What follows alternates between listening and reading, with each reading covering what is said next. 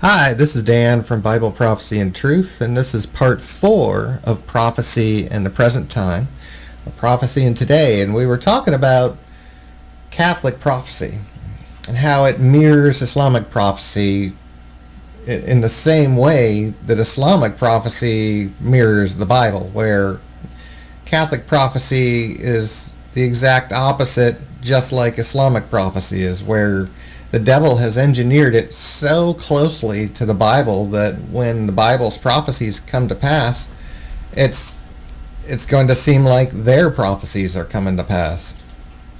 And to quote Pope Francis, he has actually called the world to quote quote get ready for the end time.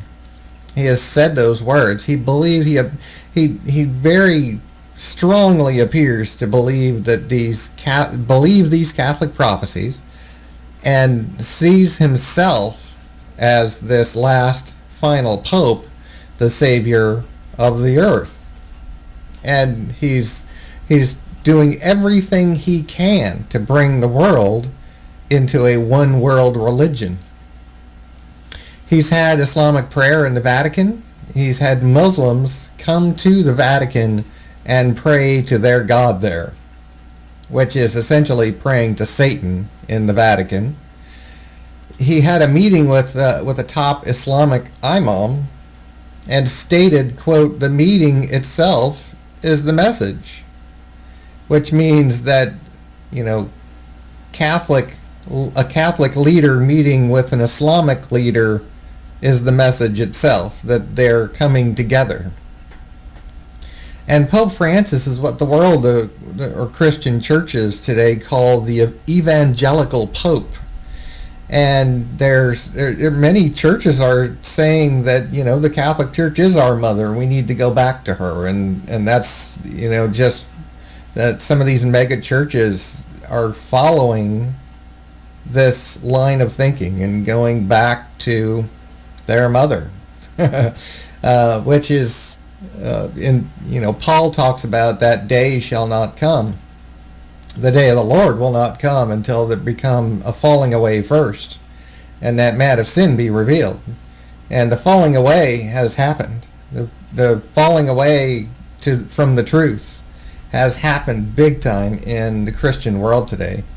And that man of sin, the Antichrist, when he sits in the temple of God claiming to be God, is when he will be revealed to the world. That's when we'll know absolutely who he is. So we can see how the whole world's going to be fooled lock, stock, and barrel by these false prophecies that the devil set up, that when both Muslims and Catholics are going to see their own prophecies coming to pass, when it's actually the Bible's prophecies, and they're on the wrong side. They're going to believe that their Mahdi and their final emperor, the great monarch, and the Muslim Jesus and the Pope of the Catholic Church, they're going to believe that these men are of God when they're the Bible's Antichrist and false prophet. And everyone that believes that is going to be fooled. Everyone who believes that in interfaithism and that all religions worship the same God and is going to fall into this lie and will be fooled by it. And when the Antichrist takes over, he's going to implement the mark of the beast, which is going to come with a vow or conversion to Islam, and everyone is going to think it's perfectly okay to do that. Everyone who does not have the Spirit of God will fall for this lie. So when we put all of these things together, we look at Daniel 7, Revelation 13, and 17, that shows us the lion, the bear, and the leopard, which is most likely Britain, Russia, and Germany. And they're going to align with the fourth beast of Daniel 7, which is this 10-horned beast, which we see the 10 toes in Daniel 2, the 10 horns in Revelation 13 and 17 of the combined beasts. These are the 10 kings of Revelation 17 that are going to give their power to the Antichrist. And that Rome, or the great whore, the Vatican, will ride upon this union, and the false prophet will cause the world to worship the Antichrist through these miracles that he's given power to do in the sight of men by the power of Satan. And it all comes together. Now, I've talked a few times about the kings of Daniel 7, and we know that they're modern nations. We know that they're nations that will exist at the time of the return of Christ, because it says so in Daniel 7. And so let's look at it real quick. The lion that has eagle's wings that were plucked, the national symbol of Britain, the United Kingdom, is a lion. They have lion statues everywhere. It's all about the lion over in the United Kingdom, and that's their national symbol. And the eagle's wings is a depiction of the United States declaring their independence in 1776. It was the eagle's wings that were plucked from the lion. The bear, the Russian bear, is a well-known symbol in the world. It's the national animal of Russia, the Russian bear. The leopard that had 4 heads is Germany, who's in its 4th Reich today. The 3rd Reich was killed at World War II. It was cut in half with the Berlin Wall. And in Revelation 13, when you see the combined beasts, there's one of the heads was wounded unto death.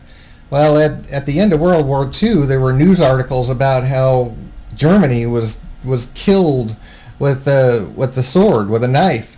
She was cut in half and she was killed. Well, today she's once again thriving after the wall came down. And Germany has always been dominant in the Holy Roman Empire and dominant in Europe. And this leopard was given dominion. Dominion was given to it, is what it says. And Germany is once again dominant in Europe.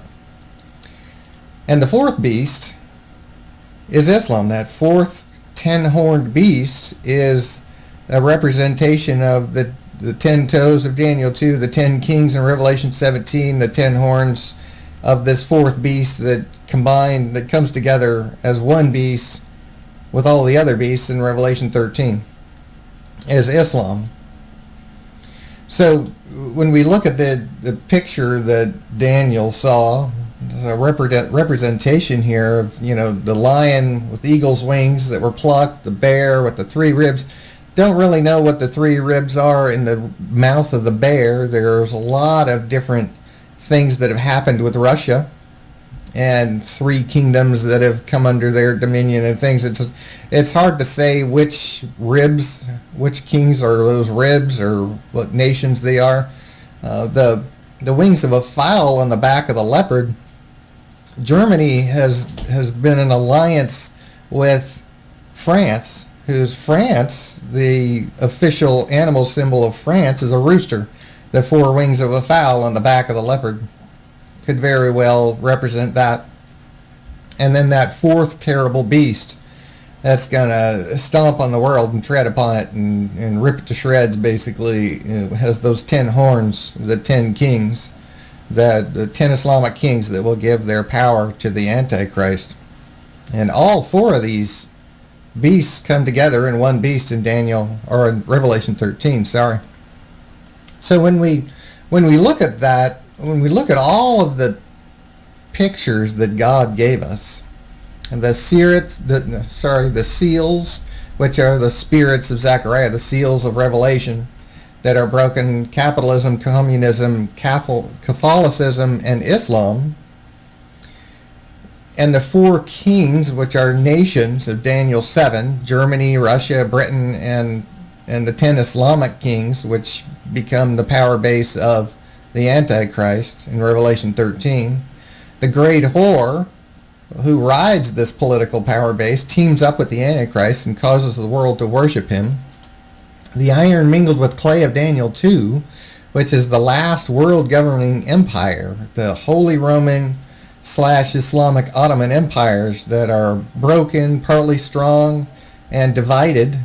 We see that as that it's the last world governing power, and that will be revived by the Antichrist by bringing the Holy Roman Empire and the Islamic empires back to life and combining them for his world political and religious power base. And then we see the 10 kings of Revelation 17 are the 10 toes of Daniel 2, the 10 horns of Daniel 7, and Revelation 13, where they all come together. And it's this amazing picture that God painted for us. When you put all of these prophetic visions together, they all fit perfectly.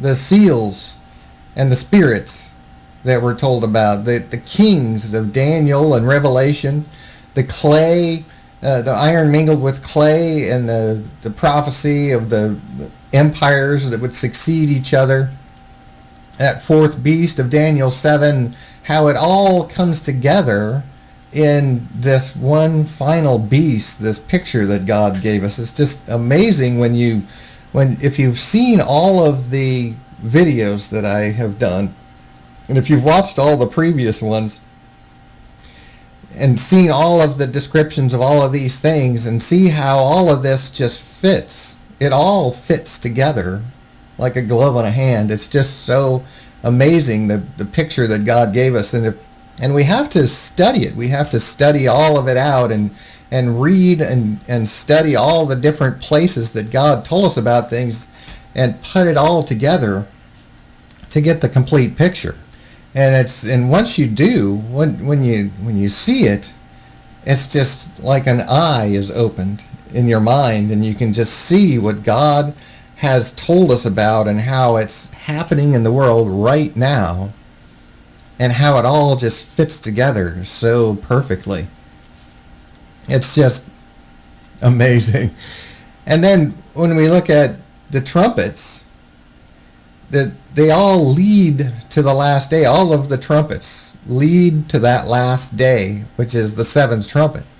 And the sixth seal, seventh trumpet, seventh vial, Matthew 24, Ezekiel 38, that's the day of the Lord, that last day, that seventh trumpet is when the kingdoms of this world become the kingdoms of our Lord. It all comes together in the end. And it's that picture that God gave us of everything, all the events leading up to the last day, all of the things in the world, the spirits that are in the world, the kings that are in the world, and how they'll come together and be used by the Antichrist and a false prophet to gain power for themselves and take over the world, and how it all comes together as this. It's just God told us about everything. And when we see the symbols for what they are, because as in Daniel 12, where it says the words are closed up and sealed until the time of the end, they were closed up and sealed by symbology, by symbolic pictures that could not be understood until the time of the end. Now that it's the time of the end, it becomes very clear that we're there. I mean, we can see exactly what God said. We can see what the spirits of Zechariah are, and as the seals were broken in Revelation, how they've come into the world and how they've kind of taken over certain power, certain areas of the world with this way of thinking and this way of life that's underneath those spirits. And then the kings that are going to be in the world is represented by capitalism, which is Britain and Germany, and communism with Russia, and Catholicism with the White Horse, which is Catholicism with the Catholic Church, and then Islam.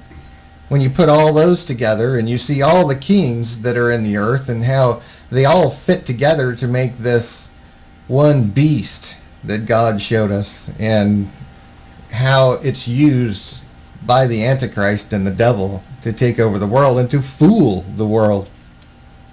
It's just it's mind-blowing when that eye is opened and you see it. So in the next video series, I'm going to be doing a multi-part, probably many parts, an in-depth study of Revelation, going chapter by chapter, verse by verse through the book of Revelation. And branching out into Isaiah, Joel, Daniel, Ezekiel, Zechariah, and the end-time discourse of Jesus, and different parts of the Bible that where it all correlates with what Revelation is talking about. And we'll talk about the correct way to read Revelation, because it's definitely not a sequential it's not a sequential record of events from start to finish. And we can't read Revelation as if it's all happening one after the other. We'll see that the seals, trumpets, and vials are all events. There's series of events that happen. They start at a different time and all end at the same place. And that's the correct way to read it and understand it. Based on everything else that we see, it all comes together perfectly like a puzzle. And then if anyone is interested, I've included the references for the Islamic prophecies that I talked about in this series, and where you can find that information. Some of their holy books and the Hadith and Sunnah, and then some books that were written by Islam, by Muslims. So this is the end of Prophecy in Today, Prophecy in the Present Time. And like I said, I'm going to be doing more video series, and I'm going to be doing the in-depth study of Revelation next. The Lord bless you.